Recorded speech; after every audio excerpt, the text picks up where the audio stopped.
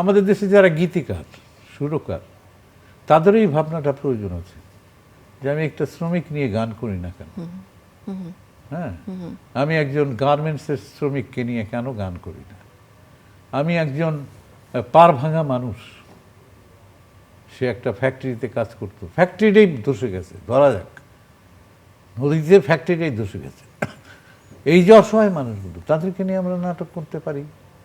আবার মধ্যবিত্তের যে সংকট, একজন সৎ মধ্যবিত্ত চাকরি করেন, তার দুর্নীতি করার কোনো উপায় নাই, তার জীবনযাপনটা কি দুঃসহ, প্রতিদিন দ্রব্যমূল্য বাড়ছে, জীবনের নিরাপত্তা কমে আসছে, এগুলোকে নিয়ে আমরা নাটক করতে পারি না?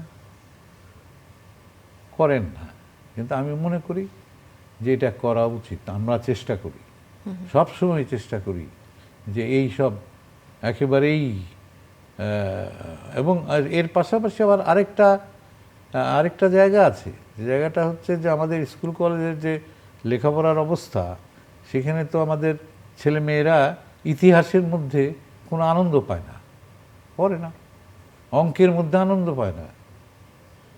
কিন্তু এইটাকে আনন্দময় করে তোলা যেতে পারে।